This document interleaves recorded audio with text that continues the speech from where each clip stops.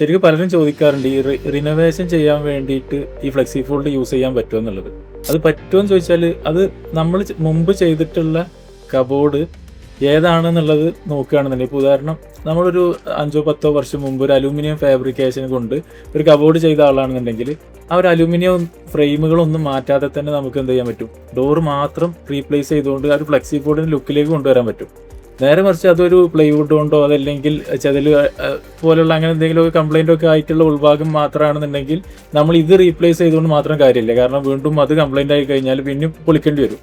അപ്പോൾ നമ്മളത് ഓരോ റിക്വയർമെൻറ്റിനനുസരിച്ച് ഓരോ കിച്ചണിനനുസരിച്ച് ചിലപ്പം കംപ്ലീറ്റ് മാറ്റിയിട്ട് ചെയ്യേണ്ടി വരും. ചിലത് ഫ്രെയിം നിലനിർത്തിക്കൊണ്ട് ഡോർ മാത്രം മാറ്റിയാൽ മതിയാവും. അത് നിങ്ങളെ കിച്ചണിന് എങ്ങനെയാണോ ഉള്ളത് അതുപോലെ ആയിക്കാരം അത് ഉണ്ടാവുക. ഒരു കറക്റ്റ് കളർ തീമിലേക്കൊക്കെ മാറ്റി സെറ്റ് ചെയ്യാൻ പറ്റുകയാണെന്നുണ്ടെങ്കിൽ നിങ്ങൾക്ക് ആ ഡോറിൻ്റെ അല്ലെങ്കിൽ അതിൻ്റെ ഒരു ഇഞ്ചസ് ഫിറ്റിങ്സ് അതിൻ്റെ ഒരു ചിലവ് മാത്രം കൊണ്ട് തന്നെ നല്ലൊരു പ്രീമിയം ലുക്കിലേക്ക് മാറ്റാൻ പറ്റും.